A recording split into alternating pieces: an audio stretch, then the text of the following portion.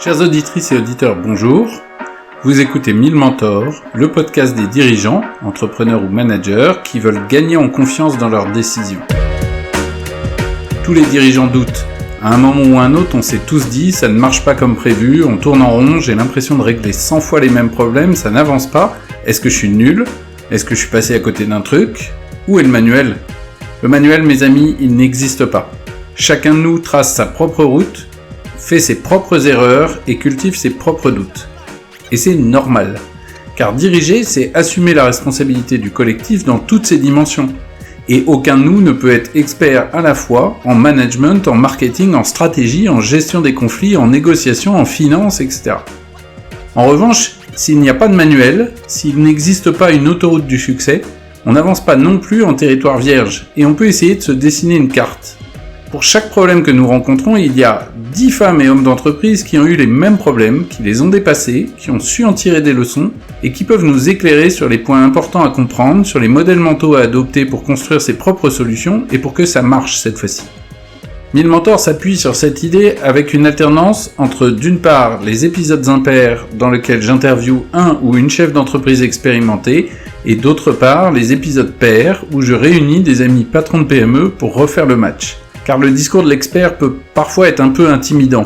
En échangeant sur ce qu'on a retenu de l'interview, ce qu'on a expérimenté dans nos équipes, nos difficultés et nos solutions, et en essayant de s'entraider, je crois qu'on vous aide vous aussi, chers auditeurs et chères auditrices, à imaginer comment vous allez tirer parti de l'expérience de nos mentors pour être de meilleurs dirigeants.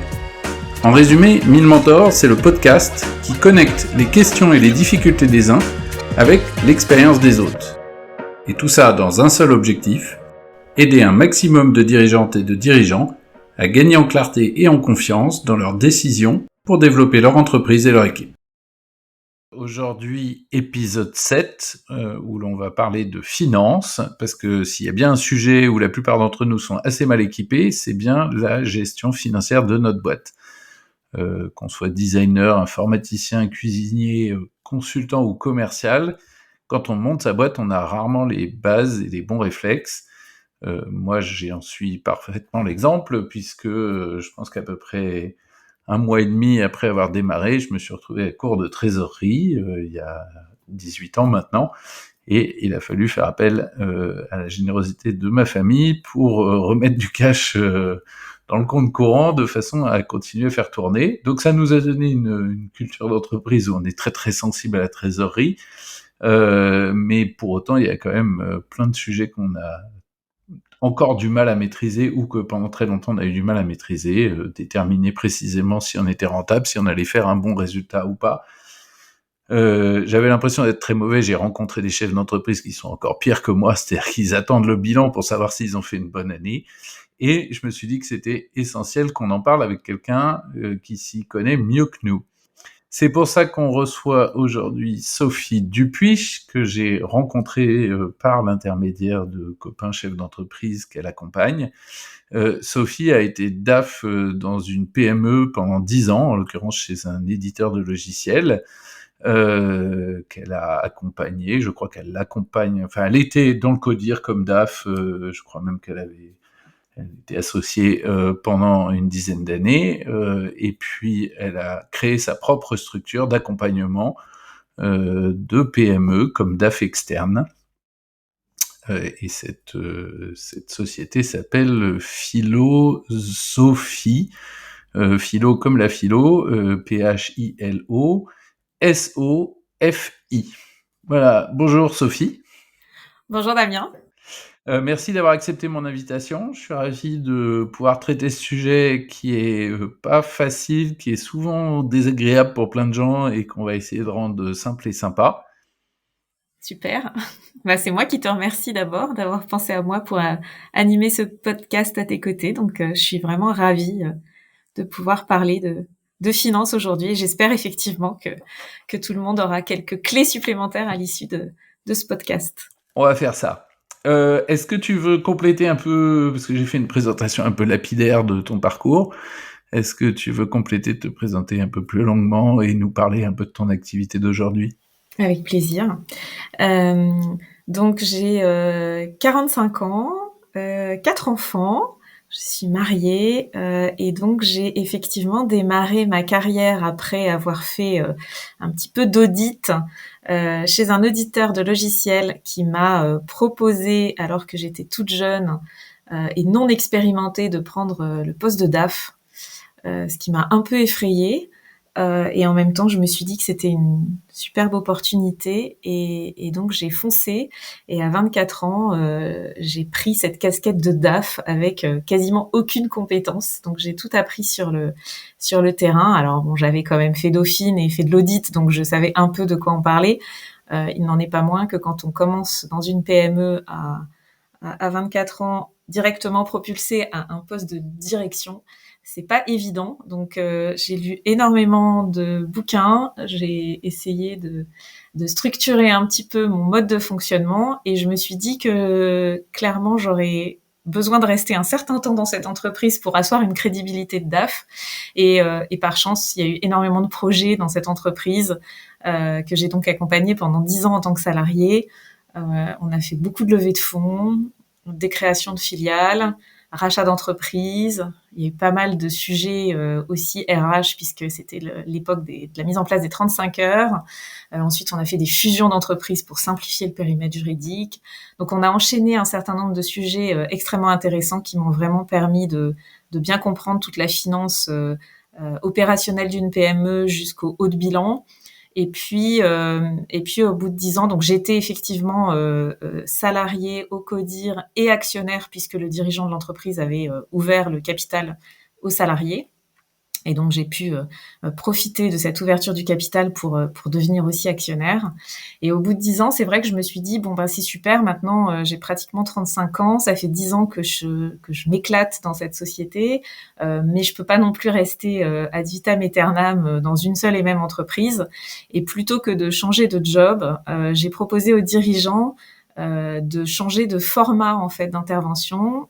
Et je lui ai dit, est-ce que je peux créer une entreprise de DAF à temps partagé et garder en fait la société dans laquelle j'étais salariée comme premier client et progressivement restructurer un petit peu l'équipe en interne pour me dégager un peu de temps et puis développer parallèlement mon activité. Et donc le dirigeant m'a dit, bah ok, moi ça me va très bien. Donc ça fait 11 ans que j'ai créé Philosophie, que j'accompagne toujours cette société aujourd'hui, qu'on a vendue l'année dernière à un gros éditeur américain. Donc j'ai vraiment accompagné pendant plus de 20 ans cette société et aujourd'hui on est dans la partie intégration avec ce nouvel acquéreur. Et en parallèle, j'ai développé tout un portefeuille de clients, donc de petites PME qui n'avaient pas besoin d'un DAF interne, mais qui avaient des vraies problématiques financières et qui souhaitaient être accompagnés par un DAF externe. Donc ça, j'ai fait ça toute seule pendant un certain nombre d'années. Et ensuite, je me suis dit que quand j'avais plus beaucoup de bande passante et que je commençais à avoir fait le tour du sujet freelance, ça pouvait être sympa de créer une petite structure. Et donc, j'ai commencé à recruter. Et aujourd'hui, nous sommes 4 au sein de Philosophie et nous couvrons un peu tous les sujets de la finance d'entreprise, de l'office management à temps partagé, au RAF à temps partagé et jusqu'au DAF à temps partagé. Donc, office manager, c'est plutôt tous les sujets administratifs quotidiens de facturation, recouvrement, suivi des notes de frais, suivi de sujets RH sur le plan administratif. RAF, c'est plutôt tout ce qui est effectivement donc responsable administratif et financier, donc budget, reporting, contrôle de gestion, pilotage de la trésorerie. Et souvent, en tant que DAF, moi j'interviens plutôt sur des sujets de stratégie, de développement, donc accompagnement de levée de fonds, croissance externe, cession. Et bien sûr, je reste extrêmement opérationnelle aussi sur un certain nombre de sujets parce que d'abord, je trouve ça super et je n'aspire pas à être uniquement responsable de l'équipe Philosophie, mais je souhaite également toujours continuer à accompagner des entreprises comme je le fais au quotidien depuis un peu plus de 10 ans. Waouh! Alors déjà, juste petite réflexion, je t'entendais décrire toutes les activités sur lesquelles intervient ton cabinet et je me dis, bon, ça fait presque autant de sujets dont on pourrait parler. J'ai entendu levée de fonds, pilotage de la trésorerie, suivi des frais, contrôle de gestion, je sais même pas. j'ai une vague idée de ce que c'est que le contrôle de gestion, mais je pense que sûrement assez fausse. Je sais pas si un épisode de podcast va permettre de tout couvrir. On va peut-être d'ailleurs se concentrer tout à l'heure sur les basiques. Juste avant ça, une petite question pure curiosité. Donc là, j'entendais que tu as une équipe de 4 personnes. Quand tu étais DAF chez ton éditeur de logiciels, tu avais une équipe où tu assumais l'ensemble des fonctions toute seule sur la direction financière? Oui, alors j'avais effectivement une équipe qui était composée de 4 personnes, on va dire. Une personne vraiment en charge de toute la partie comptabilité, une autre personne responsable de l'administration des ventes, donc la gestion des commandes clients, facturation client, achat. Une autre personne en RH, puisqu'en général, quand on est DAF salarié, on supervise aussi la partie RH. Et j'avais une personne aussi en charge du juridique, puisqu'en fait, on avait pas mal de sujets de propriété intellectuelle, de gestion des contrats. Donc, j'avais toute la partie aussi juridique corporate, donc assemblée générale, conseil d'administration. Et comme on a fait beaucoup de levées de fonds, on avait un pacte d'actionnaires, des mises à jour de statut, de suivi de toute la relation avec les actionnaires qui prenait quand même pas mal de temps. Donc, j'avais une équipe de 4 personnes. Oui. Pour ma bonne compréhension, quand tu disais RH, c'est la partie administration du personnel de la fonction RH, c'est ça? Oui, alors c'était vraiment la partie contrat de travail, recrutement, Ouais. gestion de la paye. On avait internalisé la paye aussi ensemble, d'ailleurs, parce que c'était externalisé quand j'étais arrivée au sein de l'entreprise. Et puis petit à petit, on s'est dit que ça pouvait avoir du sens compte tenu du nombre de salariés d'internaliser la paye. Et puis ensuite, tout ce qui va toucher à la gestion du personnel, donc gestion des téléphones portables, voitures de fonction, enfin tous les sujets mutuels, voilà. Donc oui, c'était plutôt cette partie-là, c'était pas la partie recrutement, par exemple, qui était souvent traitée par un cabinet de recrutement externe. Oui. Le contexte est souvent important pour resituer les expériences. Donc, c'est une entreprise qui faisait à peu près, ou qui fait quelle taille en termes de nombre de salariés, en termes de chiffre d'affaires, en termes de nombre de clients ou de nombre de factures? Alors, initialement, le périmètre était pas tout à fait le même lorsque j'avais été recrutée. Au fur et à mesure, on a fait quelques sessions d'activité.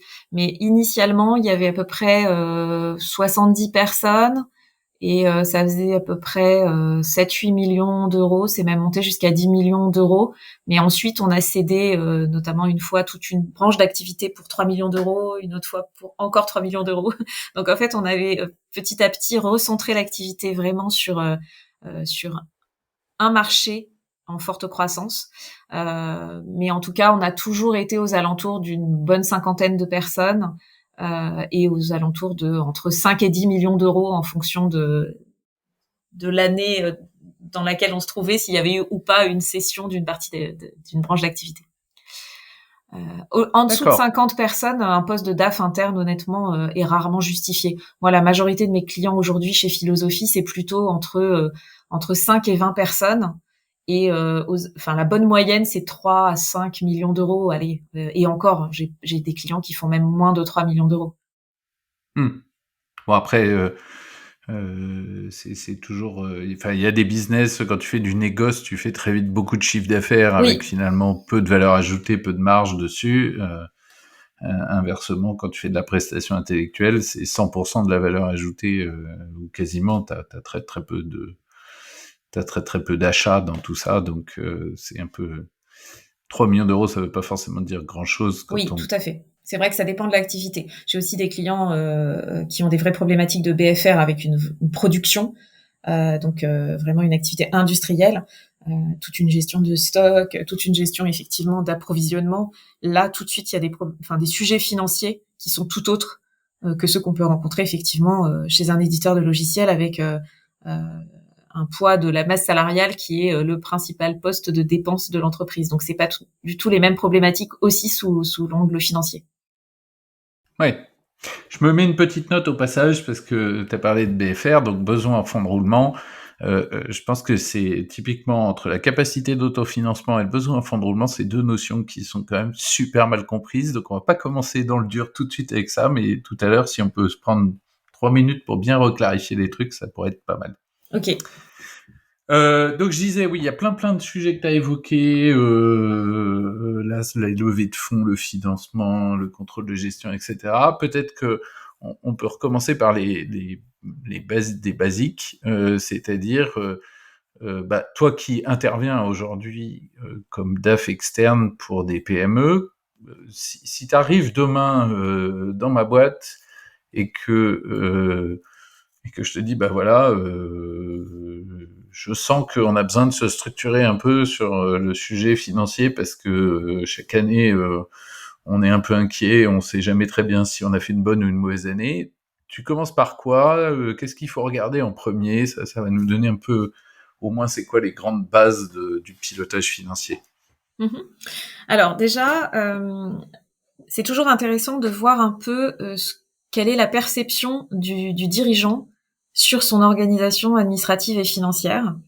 Donc moi j'aime bien aussi d'entrée de jeu voir quelle est l'appétence du dirigeant sur ces sujets-là, quel est un peu son mode de suivi, est-ce qu'il est plutôt intuitif ou est-ce qu'il est basé vraiment sur des éléments concrets. Donc déjà j'ai très souvent un entretien du dirigeant que je laisse parler, et un entretien du dirigeant sur toute cette vision qu'il a de son organisation administrative et financière. Et puis ensuite, je pose souvent vraiment des questions très précises sur comment est structurée l'équipe en termes de personnes déjà. Est-ce que la production comptable est internalisée ou externalisée? Puisqu'en fait, il y a énormément d'entreprises qui aujourd'hui n'ont pas de service comptable en interne et externalisent l'ensemble de la tenue de la comptabilité auprès d'un expert comptable. Donc ça, c'est vraiment très classique. Donc c'est extrêmement important pour structurer l'intervention éventuelle d'un DAF externe ou d'un RAF externe, de savoir où est la production comptable. Donc ça, c'est la première chose. Ensuite, sur quel outil, que ce soit auprès du cabinet comptable ou en interne, quels sont les outils utilisés.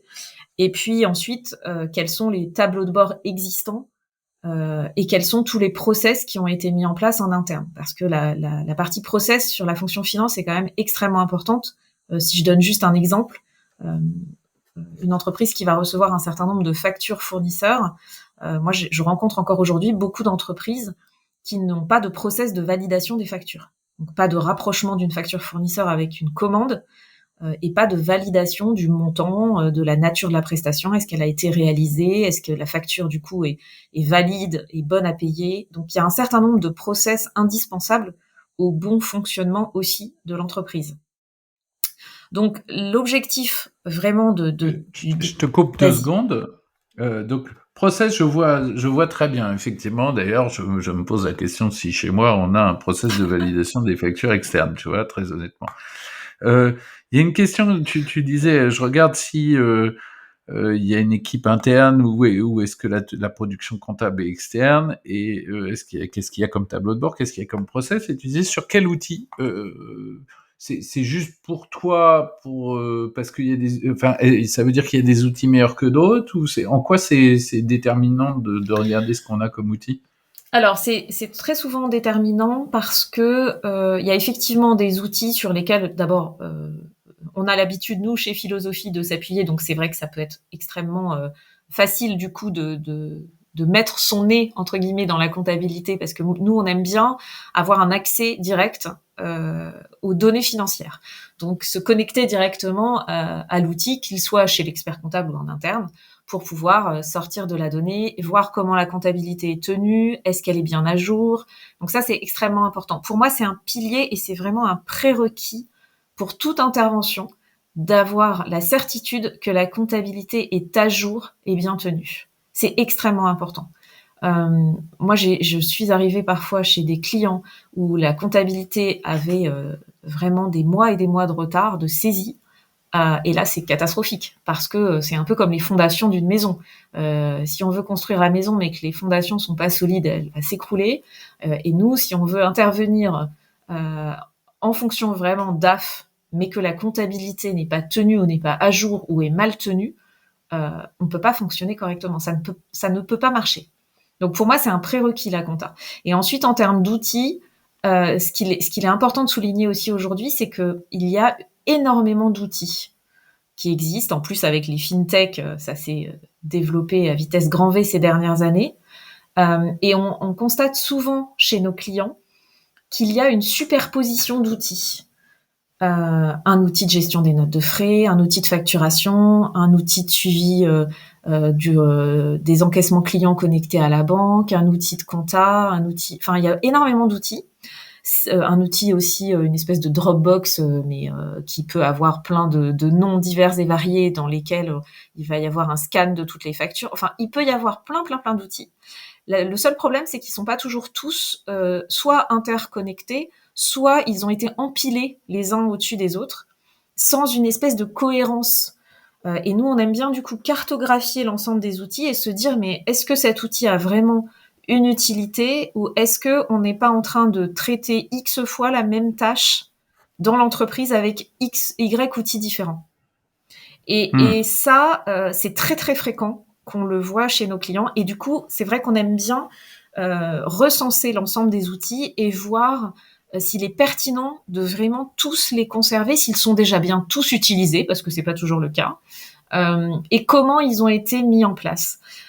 Structurer vraiment les outils d'une direction financière, c'est un vrai projet. Ceux qui d'ailleurs n'ont pas d'outils et pensent que du jour au lendemain, on peut mettre en place un ERP intégré avec une compta, une gestion commerciale, un CRM, enfin X outils qui vont communiquer les uns avec les autres. Moi, je dis toujours à mes clients, attention, c'est probablement très structurant, mais ça suppose d'avoir vraiment un chef d'orchestre dans la mise en œuvre de tous ces outils pour que justement la mise en place se fasse bien, les utilisateurs comprennent les enjeux des outils, sachent parfaitement les assimiler et soient même associés au choix ou à la mise en place des outils et au paramétrage, et qu'ensuite on puisse en tirer tous les bénéfices avec des tableaux de bord qui sont lisibles pour le dirigeant, accessibles régulièrement, etc.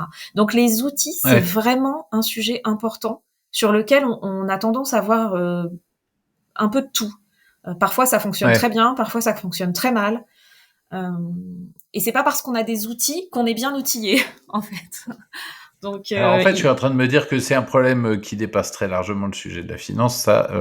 Et d'ailleurs, du coup, on va peut-être après le mettre un peu de côté, mais je vois exactement la même chose. J'entends la même chose quand je discute avec les équipes commerciales. Le même problème entre l'outil d'emailing, le CRM, l'outil qui sert à faire les propals, le machin, le truc. Et au final, on a sur la chaîne commerciale peut-être 10-15 outils qui ont des recouvrements. Du coup, après, quand on essaye d'obtenir un listing des prospects ou des clients, bah, ça dépend à quel outil on demande, on trouve pas les mêmes, etc. Exactement. C'est toujours un peu... et dans la production, c'est souvent la même chose aussi. Je voulais juste revenir encore, et après on va s'arrêter, mais ce que j'entendais, c'est que, donc, les éléments de base du diagnostic, effectivement, c'est est-ce qu'il y a une équipe, comment elle travaille, c'est quoi ses outils, c'est quoi ses process, qu'est-ce qu'elle suit comme tableau de bord. Et tu parlais du fait que il y a une question de savoir si la compta est tenue à jour. Et je me posais la question de si tu avais quelques grands repères j'allais dire de volume temps. Pourquoi je dis ça? Parce que quand j'ai commencé, quand on a créé la boîte, au départ, on était 3. Je tenais tu vois, il y a 2-3 trucs que je suivais une fois par semaine pour pas me mettre trop en retard, et le reste, je faisais ça une fois par mois. Aujourd'hui, je pense qu'il y a un certain nombre de sujets qui sont chez moi. C'est plus moi qui m'en occupe, fort heureusement. On a quelqu'un qui fait ça très bien. Mais il y a des sujets que je suivais au mois qui sont suivis aujourd'hui au jour le jour. Parce que le volume d'activité est pas le même et du coup les enjeux. Est-ce que tu as comme ça des grands repères pour dire là faire la compta tous les mois, c'est quoi le seuil à partir duquel ça devient criminellement dangereux, quoi? Alors déjà, je pense que ça dépend de la situation de trésorerie de l'entreprise. Premièrement, en situation de stress de trésorerie et de tension de trésorerie, le pilotage par une comptabilité vraiment tenue extrêmement régulièrement est clé pour se sortir de ces tensions de trésorerie. Parce que si on n'a pas une comptabilité à jour sur laquelle on peut s'appuyer pour connaître l'encours client, et donc c'est-à-dire le nombre de factures émises en retard potentiellement et pour lesquelles il faut faire du recouvrement client, c'est extrêmement dangereux évidemment. De la même façon, si on ne mesure pas précisément le volume de factures fournisseurs à régler, si on ne connaît pas ses coûts de structure, donc son point mort précisément, donc avec le poids des salaires, donc de la masse salariale chargée et de tous les coûts fixes de l'entreprise, ça va être très très très compliqué de piloter la trésorerie. Et très souvent, moi, mon point d'entrée chez les clients, c'est les tensions de trésorerie. Très clairement, le dirigeant se rend compte qu'il a des tensions de trésorerie, qu'il ne sait pas forcément bien les expliquer et qu'il a besoin de se faire accompagner sur ce sujet-là. Très bien, moi on sait gérer parfaitement ces sujets-là. En revanche, pour mettre en place un prévisionnel de trésorerie et piloter la trésorerie, forcément on s'appuie sur une comptabilité à jour aussi, pour qu'à date, on ait la visibilité des encours clients, des encours fournisseurs, des dettes, des emprunts bancaires, etc. Donc, dès lors que la taille de l'entreprise commence à être un peu significative avec un volume de factures clients fournisseurs qui dépasse. Enfin, moi, je mettrais le seuil très bas, parce que je pense que c'est sain d'avoir une comptabilité à jour de façon très régulière. Peut-être pas tous les jours, mais au mois, c'est le minimum. Et en cas de tension de trésorerie, il faut une fois par semaine avoir les idées claires sur ce qui est rentré, ce qui est sorti. Et si on peut s'appuyer sur la comptabilité, c'est beaucoup plus simple derrière de le piloter. De la même façon, il est indispensable de facturer les clients régulièrement et pas seulement en fin de mois. Alors, quand on fait de la prestation de service, c'est souvent en fin de mois sur la base d'un compte-rendu d'activité, donc ok, ça, c'est pas de problème. Mais si on est plutôt en mode projet, par exemple, dans une entreprise, si on a recetté un projet, on n'attend pas la fin du mois pour le facturer, on le facture tout de suite. Parce que pour rebondir un peu sur cette notion de BFR dont on parlait tout à l'heure, le BFR, ça se calcule souvent en nombre de jours. Si on doit facturer une recette projet le 5 du mois et que finalement la facture ne part que le 30, on a perdu 25 jours de BFR. Puisque l'échéance de la facture va être décalée d'autant. Et faisons une pause pour bien définir ce que c'est que le BFR, parce que je connais un paquet de chefs d'entreprise, ceux qui sont soit appétents à la finance, soit qui ont quelques années de bouteilles et de crise financière derrière eux, sont assez sensibilisés au sujet. Mais c'est peut-être pas la peine d'attendre d'avoir une crise de trésorerie pour comprendre ce que c'est que le BFR. Est-ce qu'on peut essayer de bien reclarifier ce que c'est pour tout le monde? Oui. Donc effectivement, le BFR, ça se calcule souvent en nombre de jours, et l'objectif pour vraiment essayer de vulgariser un peu cette notion, c'est de connaître la différence entre le nombre de jours moyen de délai de règlement client et le nombre de jours moyen de délai de paiement fournisseur intégrant la gestion de stock pour une entreprise qui aurait des stocks. Donc en gros, si effectivement on a des appros par exemple, quand on est une boîte industrielle et qu'on a besoin de s'approvisionner parce que on a des marchandises à acheter qu'on doit ensuite assembler pour pouvoir les vendre, on va très souvent avoir des délais fournisseurs qui sont assez courts puisqu'on a des acomptes à la commande, donc on doit très vite payer nos fournisseurs avant même du coup d'avoir un règlement client et même une facture client. Et donc du coup ça augmente le besoin en fonds de roulement, donc on doit avoir une trésorerie suffisamment solide pour pouvoir absorber ce décalage de trésorerie entre le moment où on paye les fournisseurs et le moment où on encaisse les clients. Et du coup très souvent Je vais tenter une reformulation. Ça veut dire que donc le BFR, le besoin en fonds de roulement, le fonds de roulement, c'est l'argent dont j'ai besoin pour faire fonctionner la boîte et payer ce que j'ai à payer en attendant d'avoir été payé par mes clients pour mon travail. Exactement. Et donc, effectivement, si je prends une activité assez simple comme la mienne, où on vend de la prestation intellectuelle, ça veut dire que j'embauche quelqu'un, je lui paye son salaire à la fin du mois. À la fin du mois, j'envoie une facture au client pour la prestation qu'il a effectuée pendant le mois. Si j'ai 60 jours de délai de règlement et qu'en moyenne les gens payent avec 10 jours de retard, ça veut dire que moi, au 30 du mois, je vais avoir sorti le salaire, le loyer, etc. Et j'aurai encaissé l'argent que 70 jours plus tard. C'est ça. Donc il faut que je sois capable de financer ces 70 jours-là, c'est-à-dire encore 2 autres mois de salaire et 2 autres mois de loyer. Exactement. Et donc du coup, effectivement, d'où la nécessité de facturer très vite et de ne pas forcément attendre la fin du mois. Parce que si la prestation dont tu parles s'est arrêtée en milieu de mois, par exemple, ou alors c'était vraiment un mode projet et tu as recetté une prestation ou vraiment un projet dans sa globalité, il faut facturer tout de suite et ne pas attendre la fin du mois. Parce que le délai de règlement, l'échéance de la facture, qui normalement est plutôt au maximum à 45 jours, mais qui a tendance un peu à dépasser les 45 jours. Après, ça dépend des clients et ça dépend aussi de la façon dont est géré le recouvrement. Mais effectivement, il faut surtout pas perdre 15 jours. Si on peut facturer le 15, on facture le 15. Et ça, c'est vraiment important. Donc ça, c'est pour moi des sujets clés. Le process de facturation client est très important dans l'entreprise et le process de recouvrement client. La gestion vraiment du suivi des règlements clients. Alors après, il y a évidemment des sujets dont on va pas forcément parler en détail aujourd'hui, je pense, mais qui existent.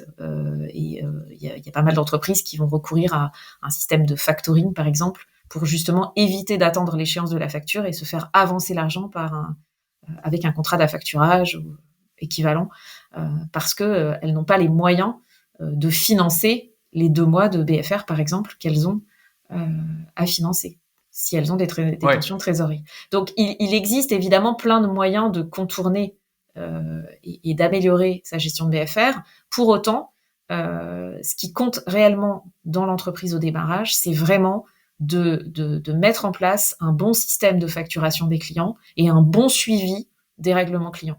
Ça, c'est extrêmement important. Très souvent, les entreprises qui ont des tensions de trésorerie, mais qui ont une activité importante, donc c'est pas un problème de croissance ou c'est pas un problème vraiment de chiffre d'affaires. Il y a du chiffre d'affaires, mais il peut y avoir un mauvais process de facturation ou de recouvrement.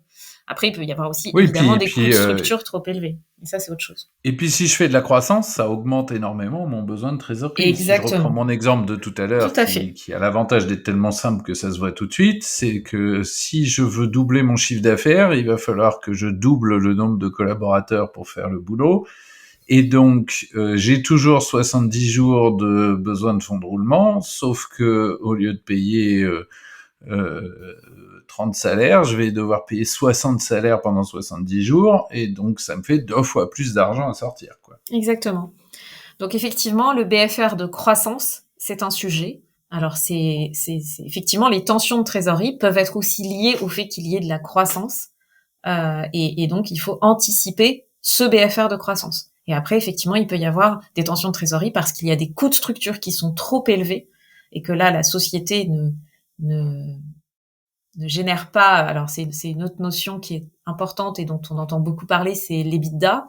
Donc c'est vraiment la partie résultat d'exploitation, mais génération de cash de l'entreprise en termes de résultats, on va dire cette fois-ci. Donc vraiment, combien ma société dégage-t-elle de rentabilité et de cash, et si effectivement on se retrouve avec un EBITDA négatif, forcément ça veut dire qu'on a des coûts de structure qui sont trop élevés par rapport au chiffre d'affaires et à la marge générée.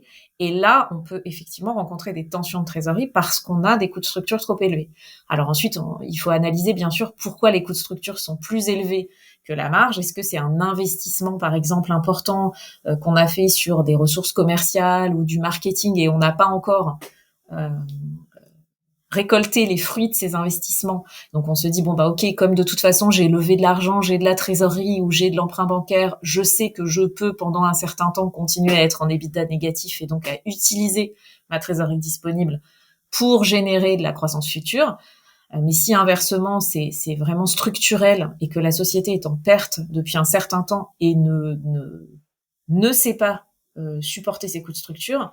Là, dans ce cas-là, effectivement, il faut analyser quand même très précisément le point mort de l'entreprise et voir si il y a des éventuels leviers sur les coûts pour alléger la structure de coûts de l'entreprise. Si on voit qu'il n'y a pas de perspective d'accroissement du chiffre d'affaires, bien évidemment. Ouais. Ok, alors du coup, on va essayer parce que moi qui ai un esprit en marche d'escalier, on peut très vite faire marabout, bout de ficelle, selle de cheval et partir assez loin. Donc je vais essayer de revenir à notre question initiale. Tu arrives dans une entreprise, tu discutes avec le dirigeant pour voir un peu quelle est son appétence au sujet et sa façon de traiter le sujet. D'ailleurs, je t'ai pas posé la question en quoi, enfin, je comprends que c'est important pour toi pour bien cerner ce dont il a besoin de ta part, mais est-ce que ça va du coup influencer ce que tu vas regarder ou ce que tu vas mettre en place derrière? De savoir si lui, il a une appétence pour la finance, par exemple, ou de... Oui, où tu parlais, est-ce qu'il est plutôt très analytique ou est-ce qu'il est très intuitif? En fait, c'est un Ça bon... change toi la façon dont tu vas lui parler des sujets, mais est-ce que ça change les outils ou les process ou les choses qu'il faut mettre en place? Alors, pas forcément, mais parfois c'est assez marrant, entre guillemets, de voir le décalage entre la perception du dirigeant de sa fonction finance et de l'organisation de son entreprise sur le plan purement financier et la réalité.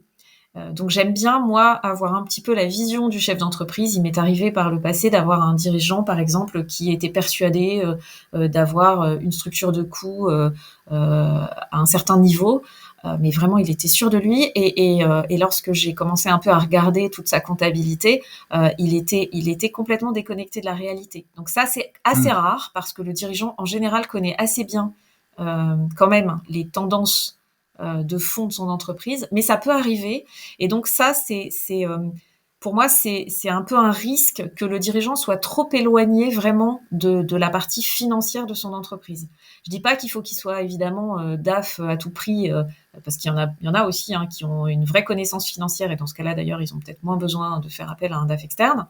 Mais c'est bien quand même de connaître assez précisément les principaux indicateurs de son entreprise. Donc ça donne un bon éclairage en général de la manière dont le dirigeant a envie de s'approprier ces chiffres. Et notamment s'il a des projets de développement importants, type levée de fonds, donc ouverture de son capital à des actionnaires, etc.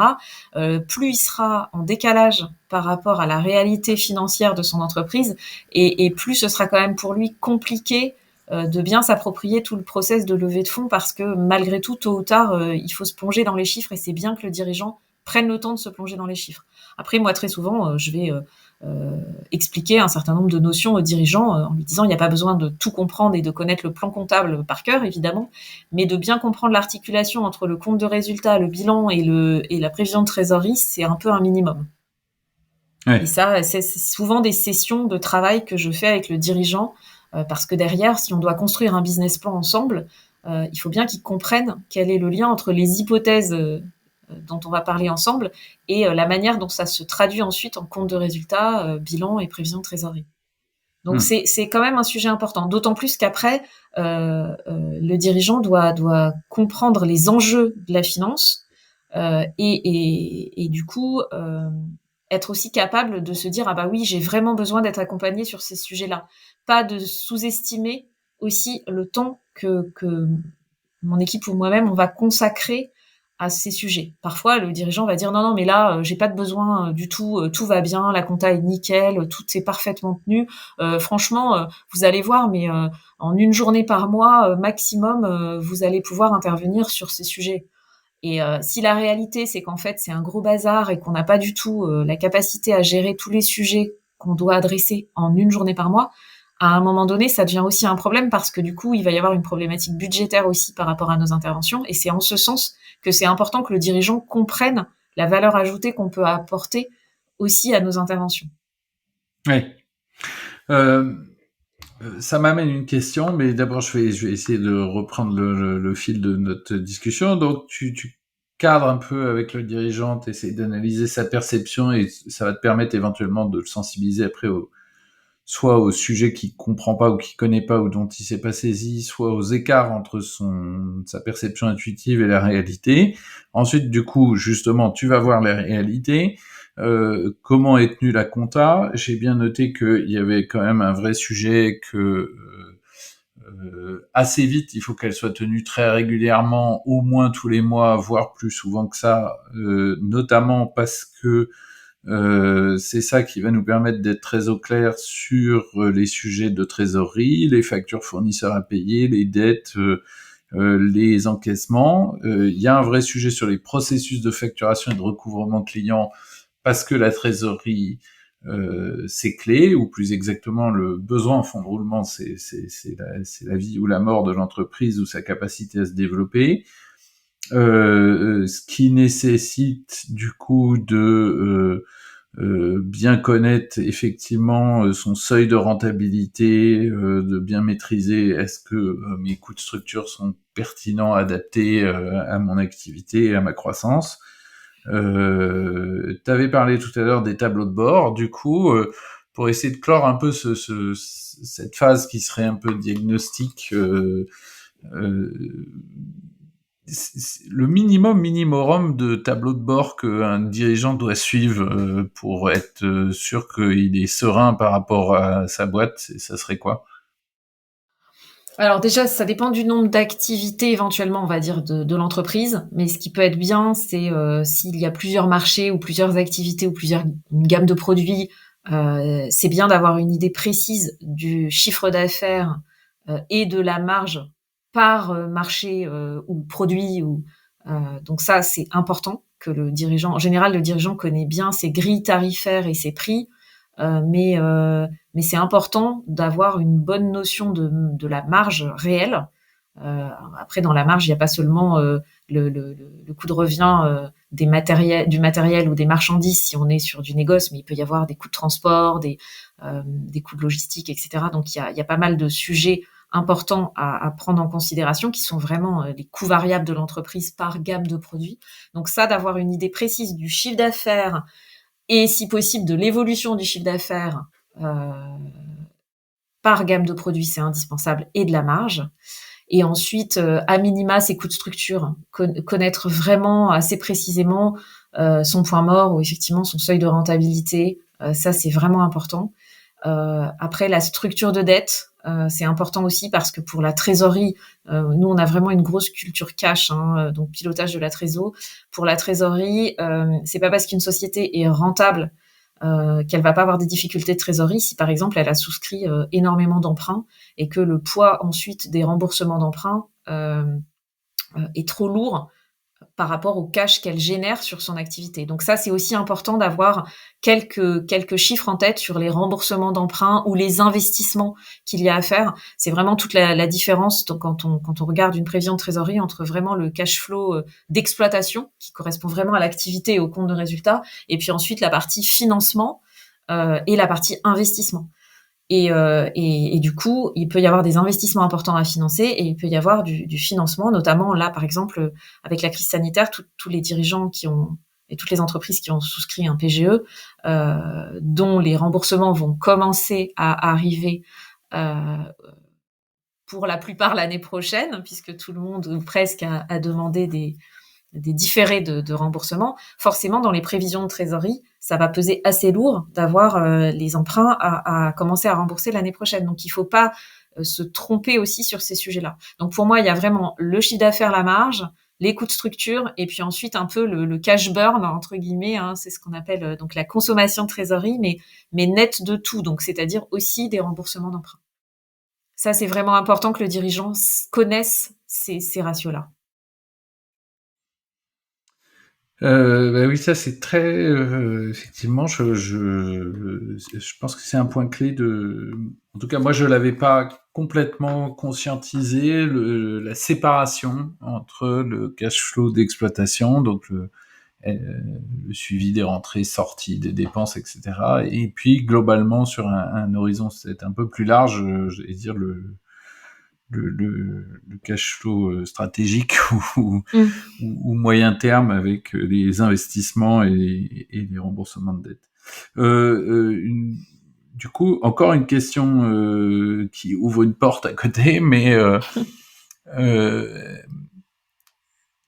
est-ce que tu as soit des conseils, soit au contraire les 3 erreurs à pas faire dans sa relation avec les banques?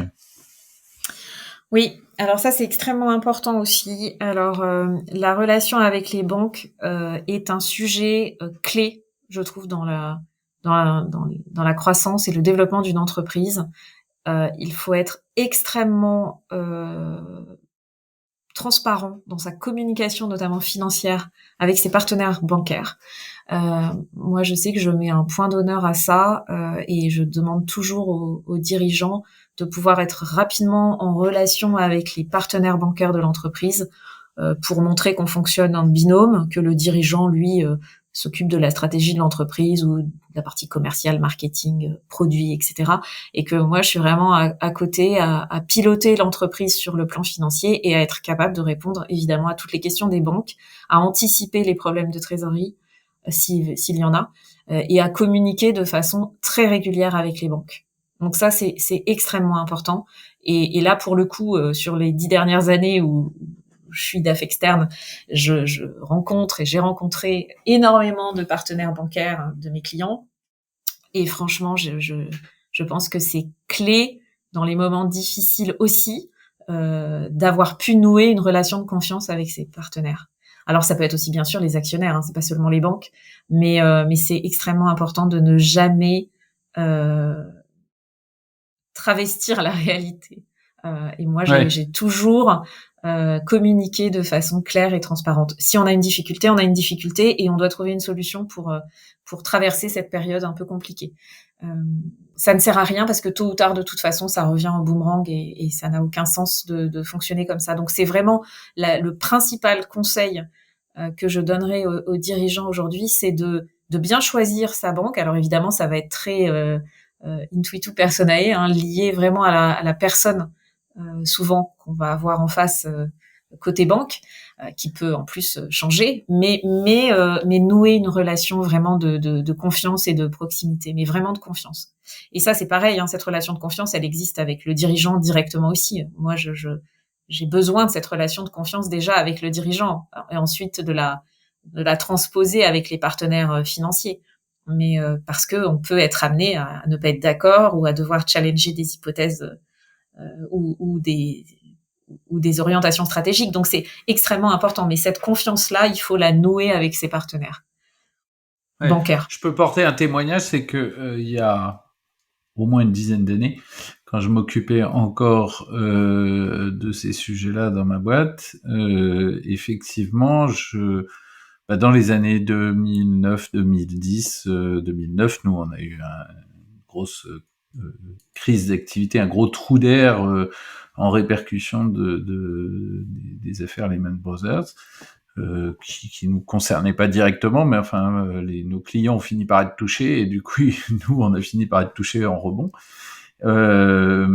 J'avais effectivement l'habitude de communiquer mon plan de trésorerie à 3 mois à mon banquier régulièrement.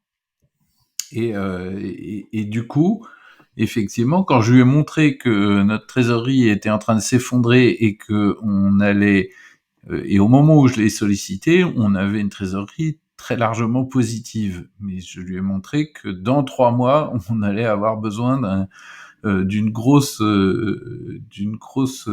aide de la banque, parce qu'on allait passer très largement en négatif. J'ai eu mes extensions de découvert et tout ça et mes crédits sans aucun problème. Effectivement, ça je le dois. Alors je dois tout très clairement au CJD. Je dois dire, je fais de la pub puisque par ailleurs je suis investi dans ce mouvement merveilleux, mais je dois ça à une plénière à laquelle j'avais assisté au CJD Nantes sur les relations avec les banques. Et effectivement, le banquier, c'est pas tant de savoir que je suis rentable ou que je suis pas rentable qui l'inquiète, c'est de savoir que c'est géré ou que c'est pas géré. Oui. Et donc effectivement, le découvert, lui, il encaisse des intérêts, c'est rentable pour lui de financer du découvert. ou de prêter de l'argent, c'est comme ça qu'il gagne de l'argent, lui. Par contre, effectivement, s'il voit que c'est bien géré, qu'on maîtrise notre trésorerie, qu'on sait exactement qu'est-ce qu'on va devoir payer quand et qu'est-ce qui va être encaissé quand, c'est assez sécurisant pour prêter de l'argent, donc il prête plus facilement que si on lui raconte des trucs super sur la rentabilité, mais que ça a l'air très fumeux, quoi. Oui, complètement. Et ce que tu cites comme exemple, c'est vraiment ce qu'on a vécu l'année dernière au moment de l'octroi des PGE. Très franchement, tous mes clients pour lesquels j'avais vraiment une relation établie et de confiance avec les banquiers, ça a été vraiment une formalité d'obtenir ces PGE. Et tous ceux pour lesquels ça a mis un peu plus de temps, c'est parce que il y avait eu une mauvaise relation ou une absence de relation avec les banquiers, qui du coup devaient comprendre le modèle économique, l'entreprise, avoir des informations complémentaires. Il y en a certains, franchement, qu'on a eu avec des délais vraiment records. Et les banquiers, d'ailleurs, souvent, pour certains, en retour, m'ont dit mais Sophie, s'il y a bien une société qu'on a envie d'accompagner, c'est bien celle pour laquelle vous nous faites cette demande de PGE parce qu'on vous connaît, on vous fait confiance, on aime le projet et on y va les yeux fermés et très vite. Donc c'est vraiment important. Et de la même façon, avec évidemment la BPI sur toutes les offres qui existent aujourd'hui de financement euh, du développement, que ce soit l'export, l'innovation, etc. C'est extrêmement important aussi que le dirigeant ait rapidement un contact avec un interlocuteur à la BPI et fasse régulièrement des points pour exposer la stratégie et voir quels sont les outils euh, auxquels il peut prétendre parmi l'offre extrêmement large de la BPI. Donc ça, c'est important. De la même façon, c'est important de Attends, je t'arrête parce que Pardon. là, pour le coup, tu parles d'un truc qui m'interpelle, qui me surprend un peu. J'avais en tête que la BPI, j'avais en tête, je me faisais l'image d'un truc qui s'adresse surtout soit à des entreprises, à des entreprises qui vont avoir des gros plans d'investissement parce que je sais pas quoi, entreprises industrielles, parce que financement de grands plans de croissance ambitieux avec de la croissance externe, des rachats, des machins, des trucs. Et que si t'es une petite PME avec une activité, ça marche bien, tu te développes, tu fais plus 10% chaque année, etc. T'es rentable, c'est pas un truc de ouf, mais ça va. Que la BPI, c'était pas pour toi. Et là, t'as l'air de dire que... Alors, est-ce que parce que toi, tes clients, c'est plutôt des gens qui ont des ambitions et que c'est pour ça qu'ils viennent te chercher, ou est-ce que toutes les entreprises devraient s'occuper de parler à la BPI? Alors moi, je pense que toutes les entreprises devraient se rapprocher de la BPI parce que par exemple, quand on contracte un prêt bancaire, quand une entreprise contracte un prêt bancaire, très souvent il y a une contre-garantie du prêt qui est octroyée par la BPI. Et donc, ne serait-ce que pour que cette contre-garantie soit donnée par la BPI, il faut être connu de la BPI. Donc, de toute façon, de la même façon, si on n'est pas connu de la BPI va forcément mettre plus de temps à comprendre le dossier, à l'instruire, et donc pour même des petits montants, par exemple, une levée de fonds auprès d'actionnaires, il peut y avoir effectivement adossé à cette levée de fonds un emprunt BPI. Ça peut être quelques centaines de milliers d'euros. Hein. C'est pas forcément des projets à plusieurs millions. Hein. Si on veut lancer une activité export dans un pays, il y a un dossier d'assurance prospection qui maintenant existe au sein de la BPI parce qu'auparavant c'était la COFAS. Et donc ça c'est pareil, ça peut être des petits dossiers. Donc non, en fait, il y a une offre tellement large à la BPI que je pense que c'est extrêmement important rapidement d'avoir un point d'entrée à la BPI pour voir effectivement ce qu'il est possible de mettre en place, même si on n'a pas un plan de croissance délirant. Donc c'est D'accord. important. Oui, oui, c'est important. Et Ok. je pense que même moi, qui connais assez bien la BPI, je ne connais même pas tous les dispositifs de la BPI, tellement ils sont nombreux. Donc c'est extrêmement Et important de s'en préoccuper assez vite dans le cadre du développement de son entreprise. ouais. Écoute, c'est bien noté. Et il y a un C'est autre bien point que je noté. voulais évoquer, Damien, excuse-moi, parce que c'est important aussi dans le cadre pour répondre à ta question sur les bons conseils aussi dans la gestion avec les banques. Il est important aussi de donner de l'information financière à la Banque de France. Ça, c'est extrêmement important puisque il existe un système de cotation des entreprises à la Banque de France et que cette cotation euh, peut être faite de façon un peu automatique lorsque la Banque de France récupère une liasse fiscale, mais elle peut aussi être révisée en fonction d'éléments qualitatifs qui n'apparaissent évidemment pas sur une liasse fiscale, mais qu'il est important de porter à la connaissance de notre interlocuteur à la Banque de France pour qu'il puisse apprécier différemment les perspectives de croissance, le dossier, qu'il cote différemment l'entreprise. Pourquoi ? Parce que cette cotation, typiquement, va permettre d'avoir de meilleurs taux quand on souscrit des prêts à la BPI, par exemple, ou encore d'avoir plus d'encours auprès de nos fournisseurs, puisque les fournisseurs souvent mettent en place de l'assurance crédit et que l'assurance crédit base un petit peu son analyse aussi sur la cotation Banque de France. Donc c'est vraiment quelque chose qui est pas toujours très connu des dirigeants, mais c'est important d'avoir un contact à la Banque de France rapidement pour tous ces sujets. Effectivement, je pense que je sais même pas, comme je m'occupe plus de ça aujourd'hui, je ne sais même pas si c'est notre cas, mais en tout cas à l'époque où je m'en occupais, moi j'avais une cotation Banque de France que je recevais.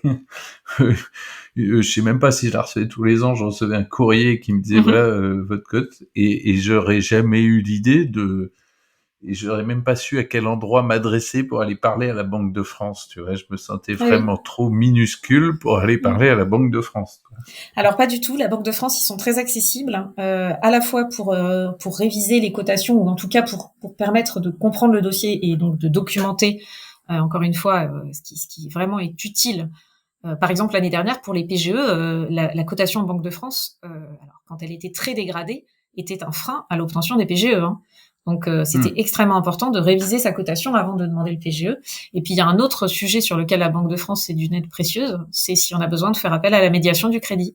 C'est-à-dire si une société a des difficultés avec ses partenaires bancaires, par exemple, parce que subitement ils décident de supprimer une ligne de caisse ou justement dans le cadre de la mise en place des PGE l'année dernière, moi j'ai eu quelques exemples de clients pour lesquels on a dû saisir la médiation du crédit pour nous aider à mettre en place les PGE. Donc la Banque de France est un partenaire important aussi à ce niveau-là. Enfin, peut être un partenaire important à ce niveau-là. Ok, du coup on a parlé un peu de la trésorerie, du BFR, des process d'encaissement. J'ai envie de faire... bon, pardon, je vais terminer. On a parlé des tableaux de bord clés, c'est-à-dire au minimum il faut suivre le CA à la marge.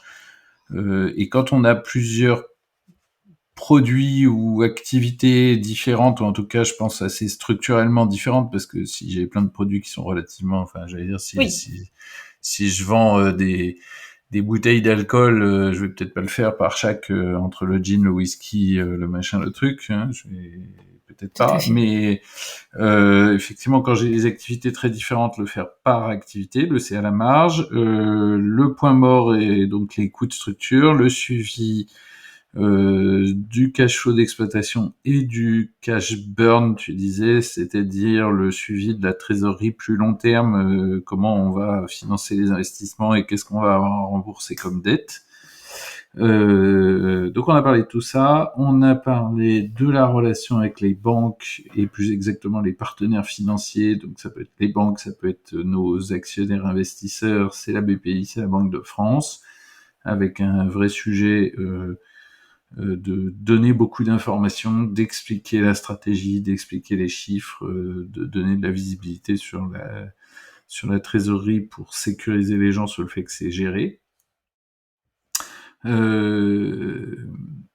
Et du coup, il y a quelque chose que tu évoquais tout à l'heure et qu'on voit apparaître là, mais qui me paraît intéressant d'aller creuser, c'est finalement la différence peut-être entre la compta et la finance.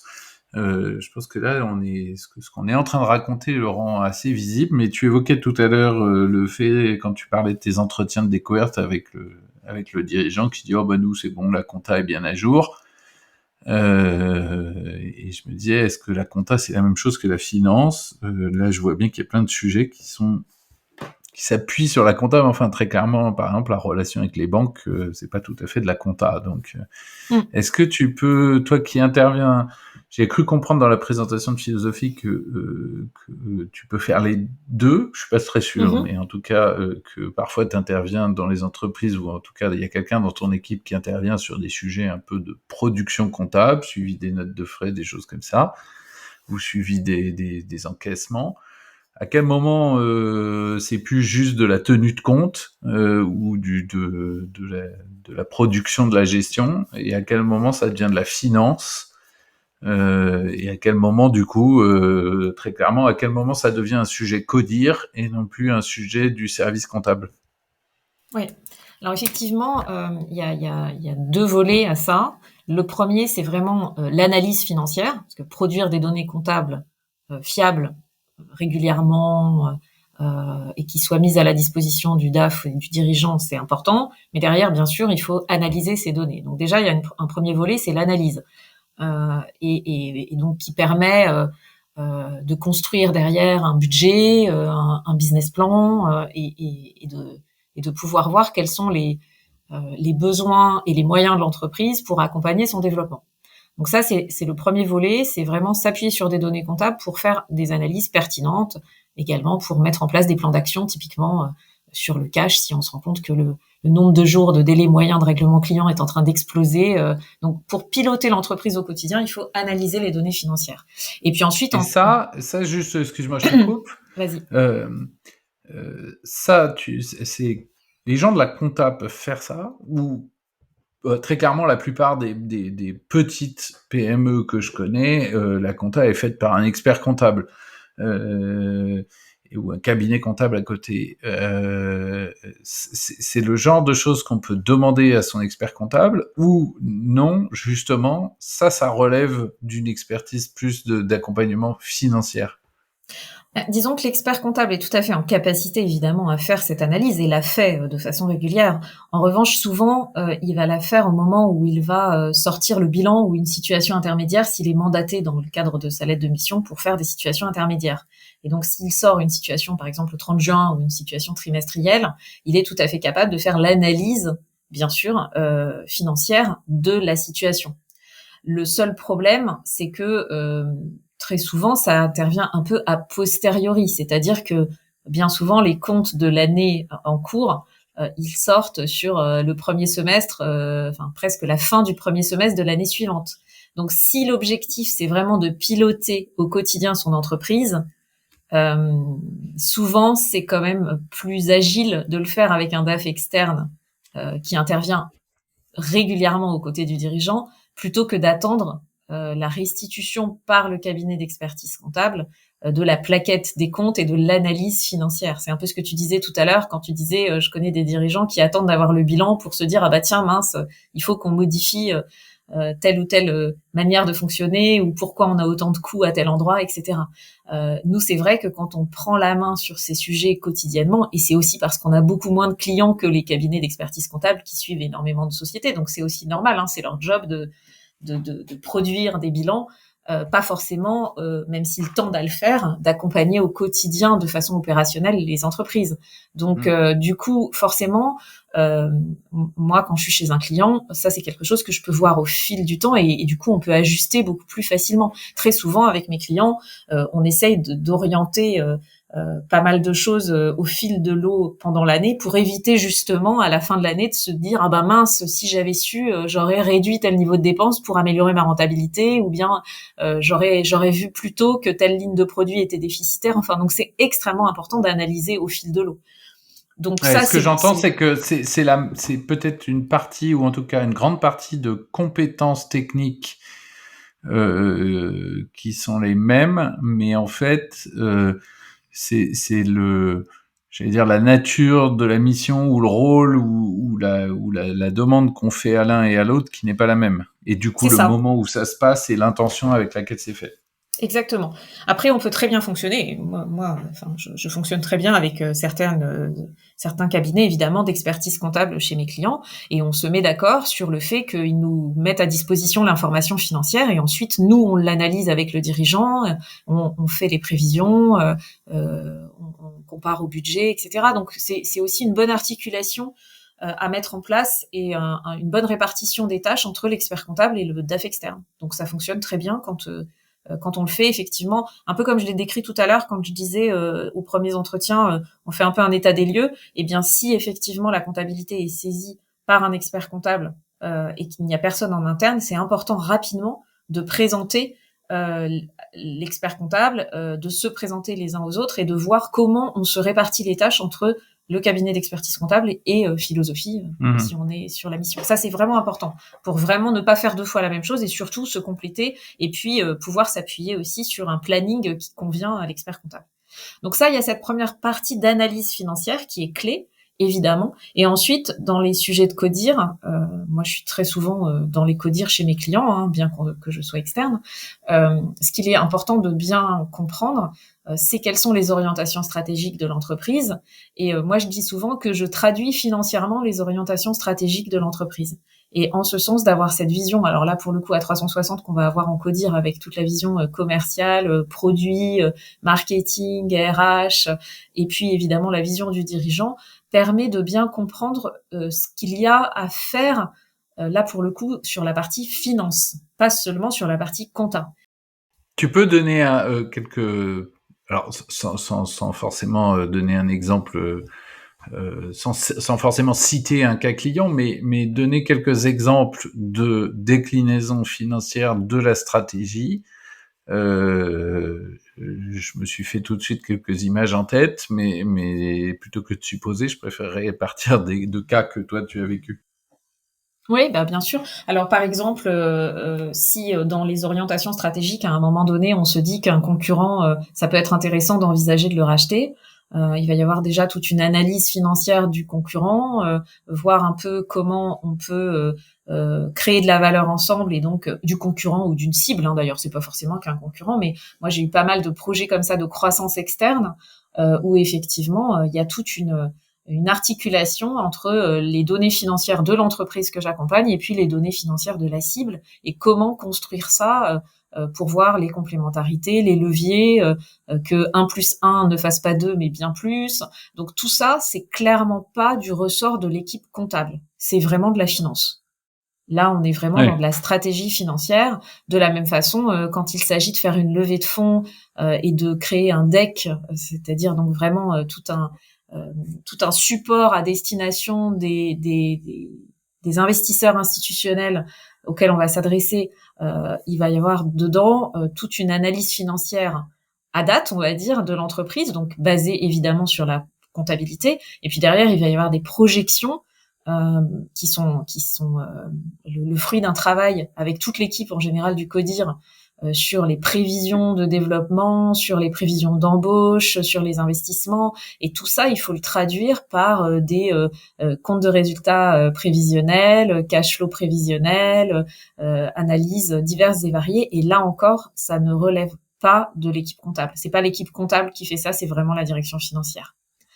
Ouais. Et puis dernier exemple peut-être par exemple une cession de l'entreprise à un tiers, que ce soit une cession de l'ensemble de l'entreprise ou une cession partielle. Moi, j'ai déjà fait des spin-offs, par exemple. Donc, c'est vraiment, on sort une branche d'activité puis on la vend. Ça, c'est clairement de l'ingénierie financière, puisque là, on va avoir en plus une dimension juridique. Très souvent, il va falloir que le DAF coordonne les interventions, pas seulement que je maîtrise moi, par exemple, sur de la partie analyse financière, mais également l'intervention d'un avocat d'affaires, d'un cabinet de M&A si on est sur une opération de cession ou d'acquisition. Enfin, donc il y a vraiment là de l'ingénierie financière à faire par le DAF pour coordonner et mener à bien la mission. Donc ça, c'est vraiment de la finance. Là, on n'est plus dans de la compta. Ouais, là j'allais dire ça me semble assez évident parce que c'est peut-être vu de ma fenêtre de petit patron, mais ça me donne l'impression que on est tout de suite déjà dans de la grosse stratégie, tu vois ce que je veux dire, on va faire des sessions d'activité, on va faire des levées de fonds, on va faire des trucs. Est-ce qu'il y a des sujets beaucoup plus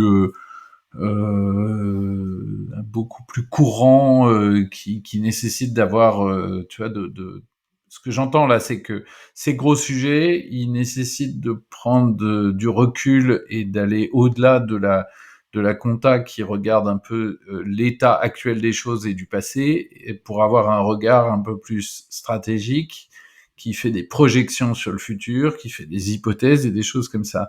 Et je me dis, est-ce que ce regard-là, il a un coût? Est-ce que donc il est indispensable quand les enjeux sont énormes parce qu'on veut racheter une boîte, parce qu'on veut lever des fonds, parce qu'on veut céder une partie de l'activité?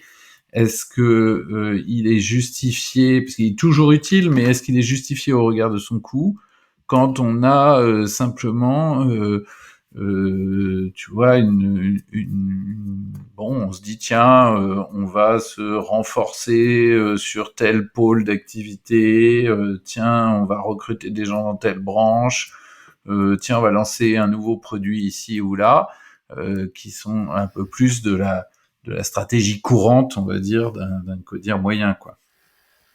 Bah, oui, bien sûr, c'est toujours intéressant d'avoir un peu le DAF qui va avoir sa vision de DAF, qui parfois peut être vu comme étant un peu euh, trop pragmatique euh, et pas assez offensif parfois.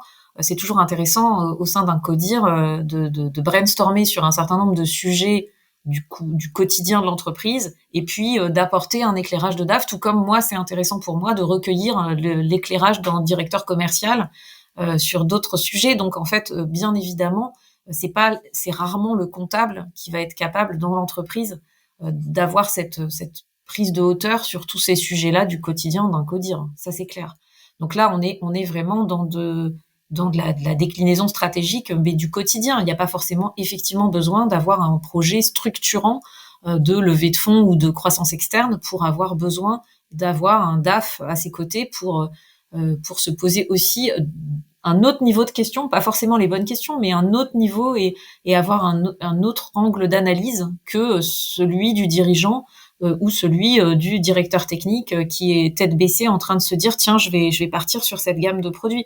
Parfois ça permet de prendre de la hauteur aussi au sein des codires, donc c'est important euh, oui d'avoir différents points de vue de différentes personnes dans l'entreprise. Après attention, hein, une levée de fonds ou de la croissance externe, ça peut être des tout petits montants. Hein. Faut pas associer à croissance externe ou levée de fonds des opérations de grande envergure. Hein. Moi, j'ai fait chez des clients des opérations de cession d'une branche d'activité, ça représentait 500 000 euros de chiffre d'affaires. Hein. C'était pas non plus tout de suite des millions d'euros. Des levées de fonds, c'est pareil, ça peut être 100 000, 200 000, 500 000, 1 million, plusieurs millions s'il faut. Tout dépend aussi des besoins de l'entreprise. Et après, de la finance aussi quotidienne entre guillemets, c'est aussi être capable d'aller demander effectivement un emprunt bancaire. Le dirigeant parfois qui, pour le coup, est peut-être pas à l'aise avec les sujets financiers, aura besoin de se faire accompagner de son DAF sur ces sujets-là. Donc ça peut être des sujets aussi très ponctuels ou de la renégociation de certaines lignes ou de crédit bail. Enfin, il peut y avoir plein de sujets effectivement du quotidien. Et puis même l'implémentation de nouveaux outils type projet structurant de mise en place d'un système gestion compta intégré, ça aussi c'est un sujet qui va rarement être pris en charge par le comptable dans l'entreprise. Forcément, le comptable y participe et contribue, mais l'organisation du projet dans sa globalité est souvent pris en main par le DAF. C'est très clair. Écoute, j'ai l'impression qu'on a, il y a plein de sujets qu'on pourrait encore adresser sur le contrôle de la gestion, sur le suivi des dépenses et des notes de frais. J'aurais sûrement des milliers de questions, mais en même temps, ça fait un peu plus d'une heure qu'on échange, donc je pense que ça peut être pas mal qu'on essaye de faire un petit wrap-up autour de tout ça. Et du coup, avant de conclure, j'aimerais bien. Bon, toi, c'est normal, c'est ta position, c'est ton job. T'as beaucoup répondu à mes questions depuis ton point de vue de DAF externe, et je me posais la question si on essayait de se mettre à la place d'un patron de PME qui pense pas avoir les moyens. Alors je suis sûr que tu vas me dire, c'est pas forcément très cher, mais enfin, s'il veut faire par lui-même, je vais essayer de récapituler les points qu'on a vus. S'il veut faire par lui-même et qu'il veut être à peu près serein, ou qu'il se pose la question de se dire, tiens, voilà, avant de faire appel à quelqu'un, je vais essayer de voir moi si je suis en sécurité ou si je suis en danger au niveau financier.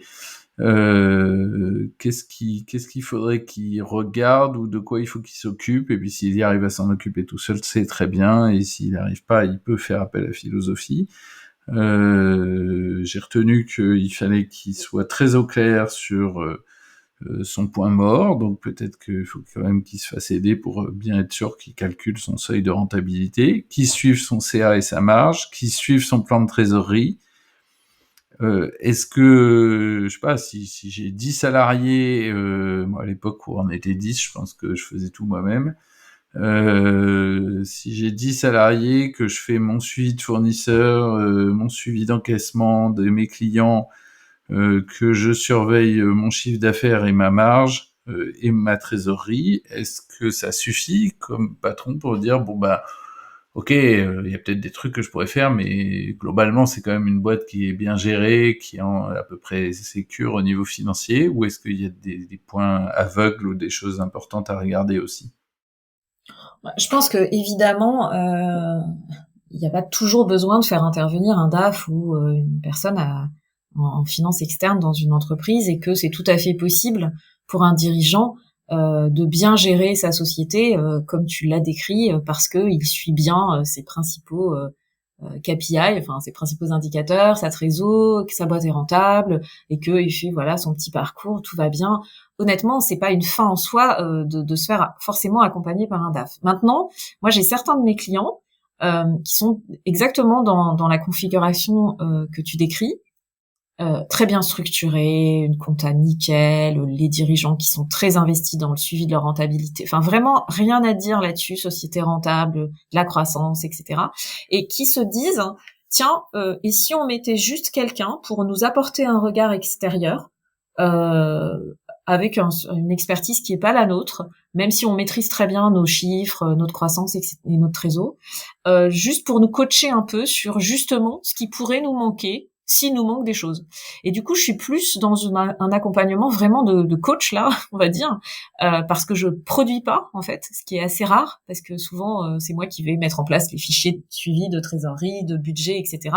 Quitte à former bien sûr derrière les équipes après au suivi ou à la mise à jour de ces fichiers, mais en tout cas ça n'existe pas, donc il faut produire. Et là, c'est plutôt une mission d'accompagnement des dirigeants.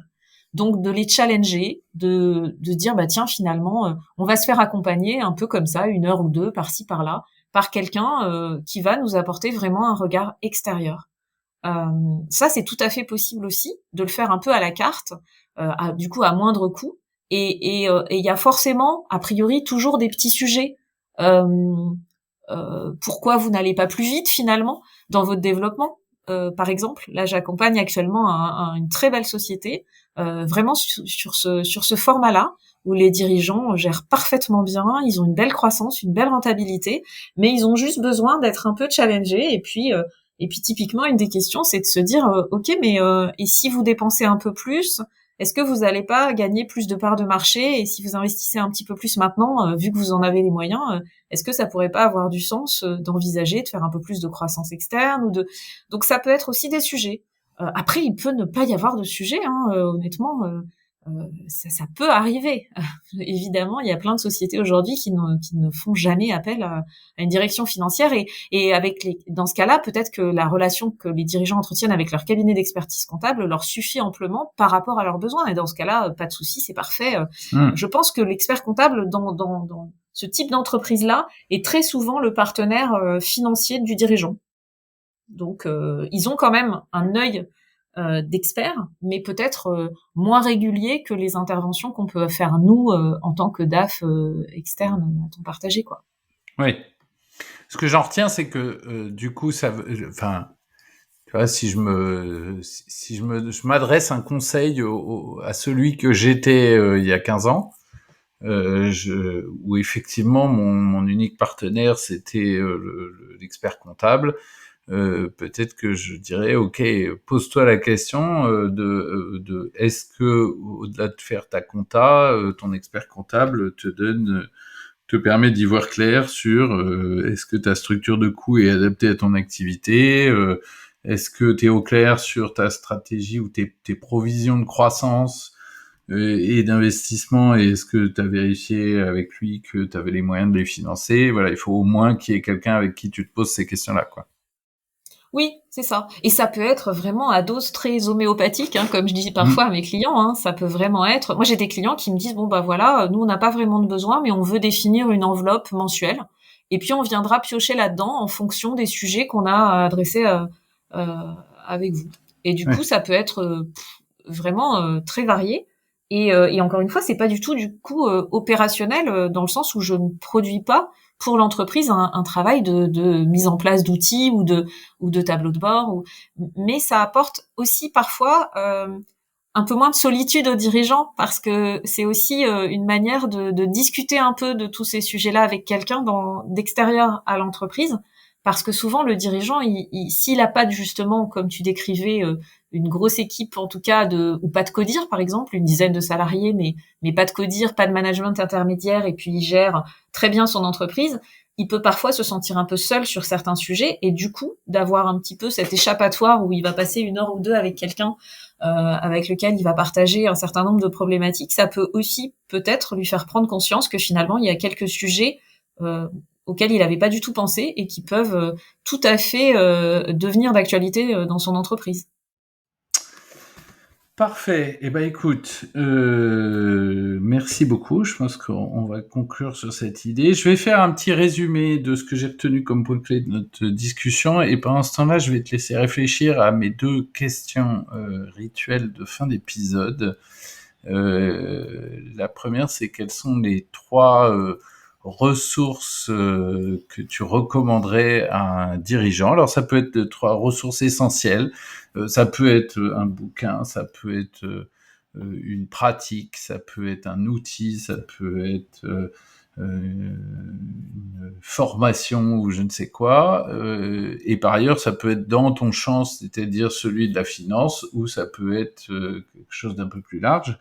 Donc, c'est quoi pour toi les 3 ressources essentielles que tu recommanderais à un dirigeant?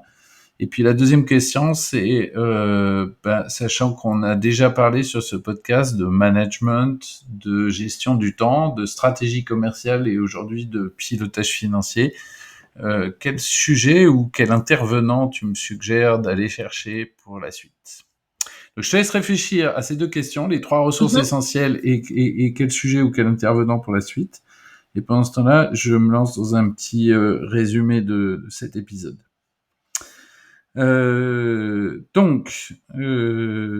Sophie intervient comme DAF externe dans des PME après avoir été DAF chez un éditeur de logiciels qui a fait plein d'opérations de cession, croissance, restructuration, cession d'activité, etc.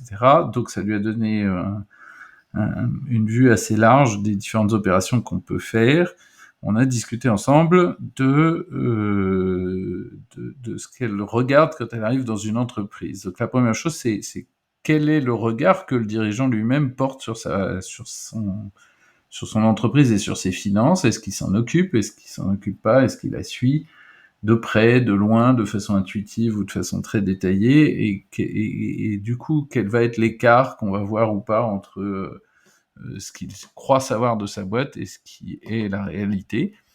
Et cette réalité, elle s'appuie sur d'abord sur des équipes internes ou externes qui font le boulot de production comptable, sur des outils qu'ils ont plus ou moins empilés et où il peut se poser la question de savoir si on fait pas 3 fois la même chose et si c'est cohérent partout, sur des processus, et notamment des processus de facturation et recouvrement client, et ou de suivi des achats et de vérification des factures fournisseurs avant de les payer.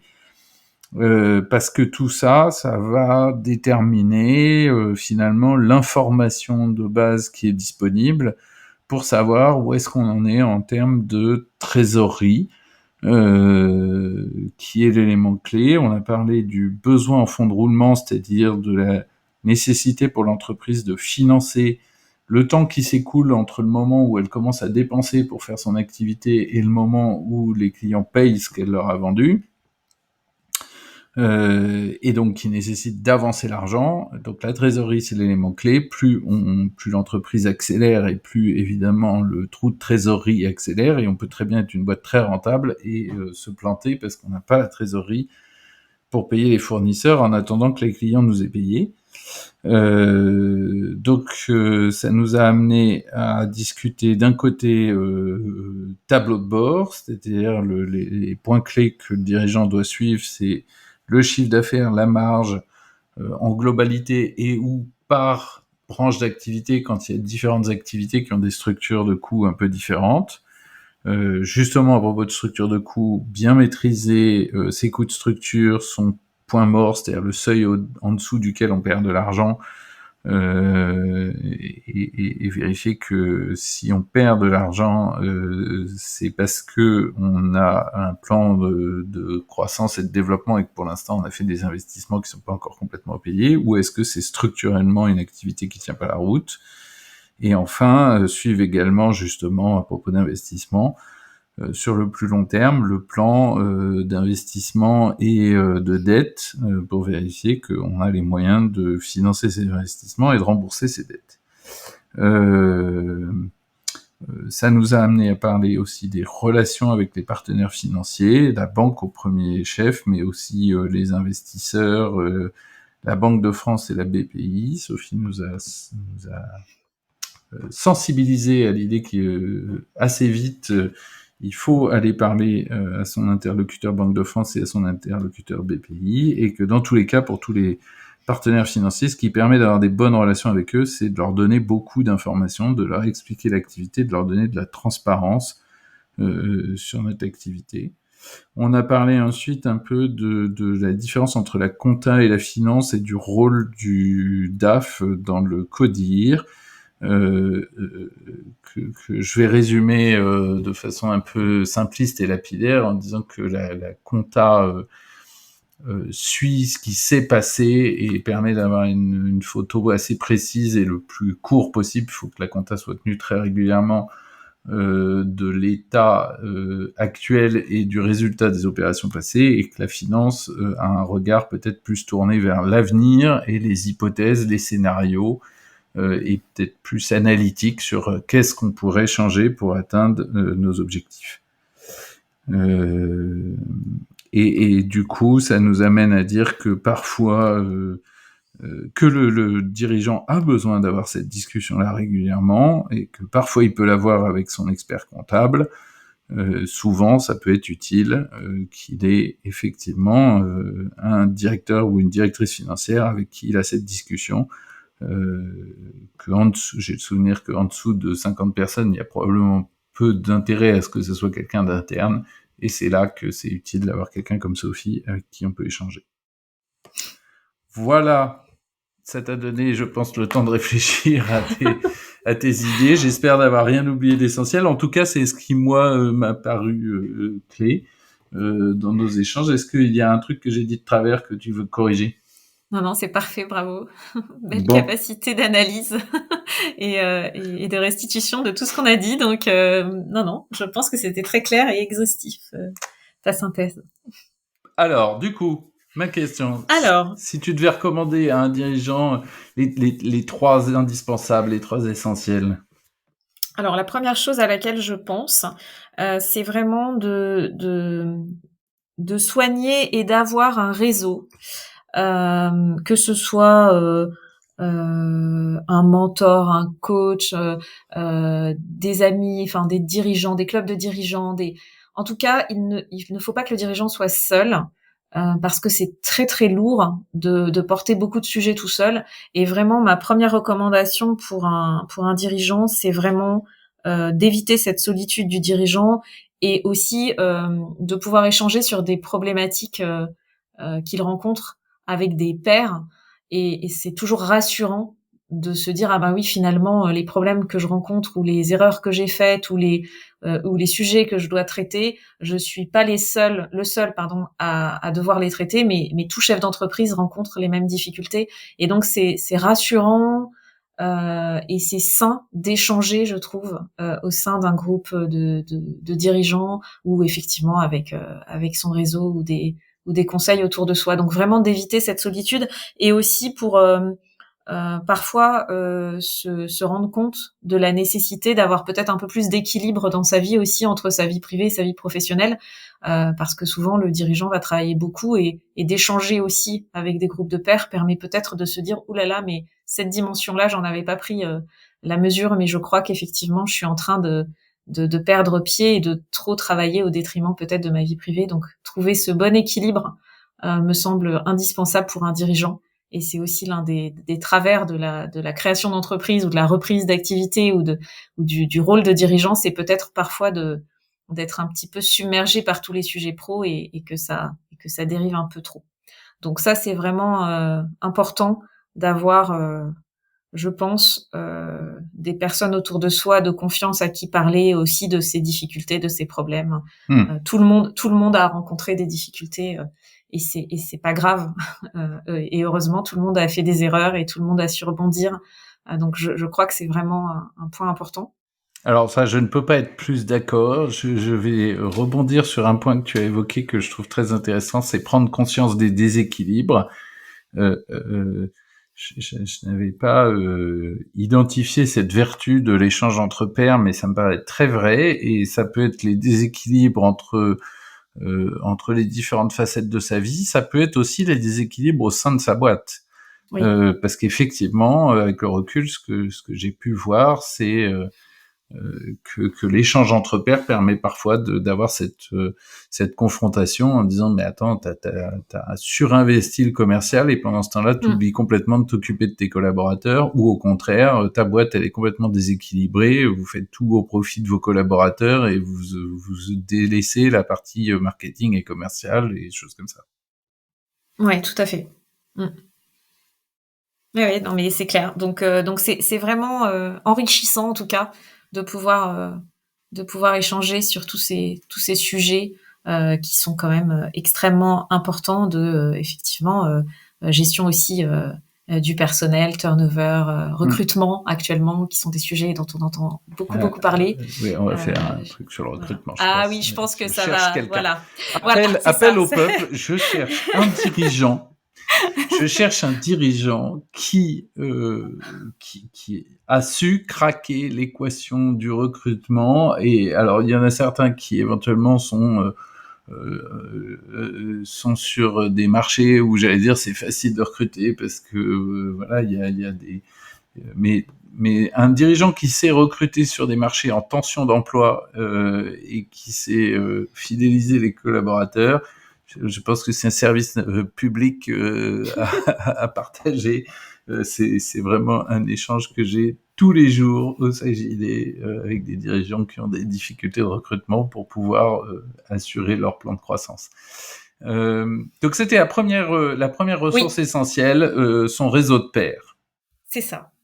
La deuxième ressource, alors là, c'est à mon avis quelque chose qui est vraiment facile à trouver et qui peut vraiment aider. C'est qu'en fait, un dirigeant qui pourrait avoir besoin d'une petite boîte à outils facile à lire aussi, parce que des bouquins, il y en a des tonnes sur des sujets divers et variés, mais souvent c'est touffu et on n'a pas le temps en tant que dirigeant de rentrer dans tous les sujets de façon très détaillée. Moi, il y a un bouquin que j'ai donné à l'ensemble de mes collaboratrices parce qu'ils en sortent une édition chaque année et qui est 1 ou 2 pages sur tous les sujets clés de la PME, qui est édité par les éditions législatives et qui s'appelle le Guide RH administration financière en PME.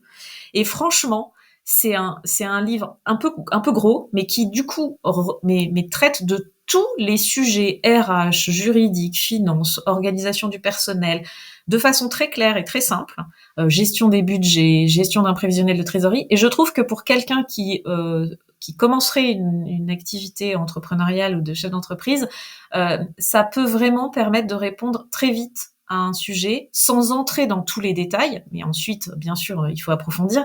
Mais je trouve que c'est vraiment une petite boîte à outils qui est très utile. Donc franchement, ça peut Cool. valoir le coup de l'avoir sur son Et bureau. heureusement que t'en fais bien la pub, hein, parce que un truc qui s'appelle le guide RH admin et finance en PME par les Oui. éditions législatives, Ça donne si pas tu veux, envie. ça fait pas rêver quand même. Hein. Alors ça fait pas du tout rêver, c'est vrai. Mais franchement, il faut pas le lire évidemment, l'avoir sur sa table de chevet parce que là ça fait encore moins rêver. Mais quand on a un sujet très précis, je trouve que la façon dont c'est présenté, c'est synthétique, et vraiment ça peut être très utile. Ça ne peut pas suffire, mais c'est utile. Ah non, Donc mais ça, c'est c'est un super. petit Je vais outil. l'acheter tout de suite. Donc voilà, et puis il y a un troisième conseil que je donnerais, qui fait écho à la journée à laquelle j'ai assisté hier, organisée par BPI France, qui s'appelle le BIG, et qui est vraiment une journée à laquelle les chefs d'entreprise devraient tous assister parce que c'est vraiment dynamique, et ça montre à quel point l'entrepreneuriat en France est actif. Donc vraiment, c'est une super journée. Et on a eu la chance d'entendre Xavier Niel, euh, qui s'est exprimé devant tous les chefs d'entreprise et qui a dit, et je suis vraiment d'accord, à tous les dirigeants, il faut avoir de l'ambition. Et je pense que ça, c'est vraiment extrêmement important parce que moi, j'accompagne beaucoup d'entreprises et d'entrepreneurs et on se rend souvent compte a posteriori qu'on ne s'est pas forcément toujours donné les moyens de ses ambitions parce que on l'a fait un peu trop prudent. Et moi, la première, j'ai sûrement contribué à cette prudence, hein, d'ailleurs. Et je pense que c'est important de se donner vraiment les moyens tout de suite. Quand on fait une levée de fonds, si on a besoin de 500 000 euros, et ben, faut pas hésiter à demander peut-être plus parce qu'on n'aura pas forcément bien calibré ce besoin ou qu'on aura voulu jouer un peu petit bras et je crois que c'est vraiment important d'avoir de l'ambition quand on est dirigeant. Ok. Merci beaucoup. Et alors, du coup, qui faut-il que j'invite en dehors de Xavier Niel? Parce que là, je lui ai demandé, mais il était un peu occupé. C'est ça. Alors franchement, je pense que le sujet du recrutement dont on a parlé, et j'ai l'impression qu'avec la crise sanitaire, ce sujet est devenu encore plus une préoccupation quotidienne des dirigeants. Donc et j'ai beau réfléchir, je suis pas certaine d'avoir la perle rare que tu cherches, mais il faut vraiment que je réfléchisse encore. Mais en tout cas, je crois que c'est un vrai sujet, la gestion des talents, comment fidéliser, comment recruter. Enfin, donc ça, c'est à mon avis une problématique qui intéressera beaucoup de monde.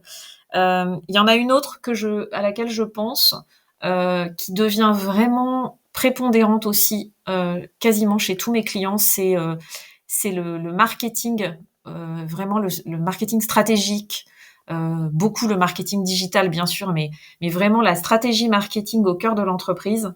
Euh, et là, moi, je connais quelqu'un qui est directeur marketing à temps partagé, qui est quelqu'un de très bien, de très compétent, de très humain et qui a bien compris aussi comment intégrer le marketing au sein d'un codir. Et franchement, je lui ai pas posé la question de savoir si ça pourrait l'intéresser d'être interviewé dans le cadre d'un podcast, mais je peux tout à fait lui demander. Eh ben, écoute, oui, on va continuer ça offline pour pas le nommer ici. Voilà. mais oui, avec plaisir pour qu'on échange, que tu nous mettes en contact et parce que j'ai effectivement une intervenante potentielle sur le sujet, mais pour l'instant, on n'a pas réussi à trouver des créneaux d'agenda. Elle était très prise par un lancement. Parce qu'effectivement, j'avais bien identifié ce sujet du marketing stratégique, d'autant que je suis très directement concerné puisque je suis en plein repositionnement de mon entreprise. Donc, ouais, écoute, avec plaisir. Je pense que voilà, ce sont les sujets auxquels je pense là spontanément, enfin en tout cas qui moi m'intéressent et qui sont encore une fois des sujets au cœur des comités de direction aujourd'hui dans les sociétés que j'accompagne. Donc je pense qu'il y a vraiment quelque chose à faire autour de tout ça. Super. Eh ben écoute, Sophie, merci infiniment de m'avoir accordé ton temps et d'avoir accepté de te livrer à l'exercice. Merci à toi, Damien, d'avoir encore une fois pensé à moi pour cet exercice, qui est un Les peu nouveau pour moi d'ailleurs, mais merci beaucoup. les auditeurs qui seraient qui auraient envie de poursuivre la conversation avec toi et en particulier s'ils ont été tout à fait convaincus de la nécessité d'échanger avec une DAF, ils te retrouvent comment? Ah mais alors il me retrouve sans aucun problème sur LinkedIn, hein, très facilement, puisque j'ai une page philosophie et puis évidemment ma page Sophie Dupuich. Ils peuvent m'envoyer un message et je me ferai un plaisir de leur répondre. Et puis je peux laisser tout à fait aussi mon adresse mail, mes coordonnées, il n'y a pas de souci.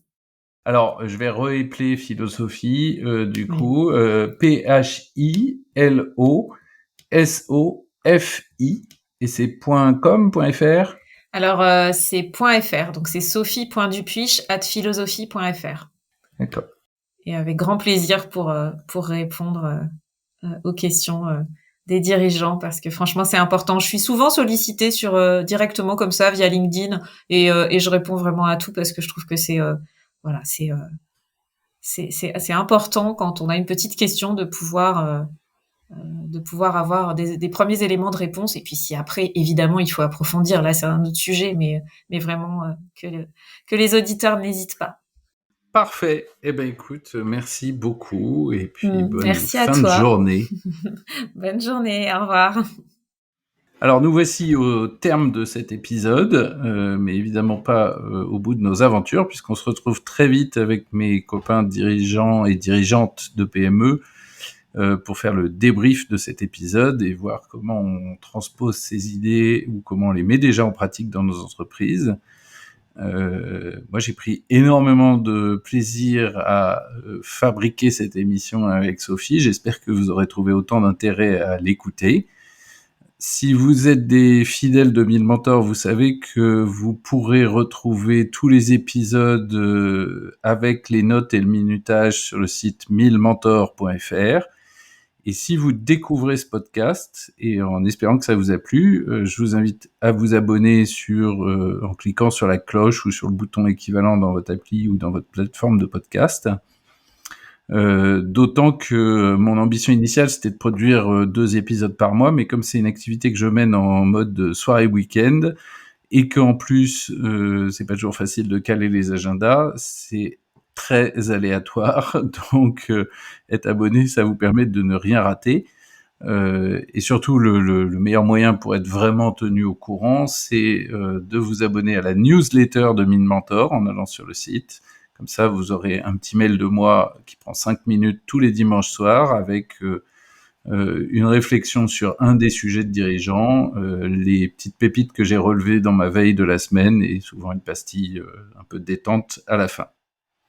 Et puis, pour terminer, si cet épisode vous a plu, j'aimerais que vous fassiez quelque chose pour soutenir ce podcast, car la grande difficulté de ce format, c'est de se faire connaître.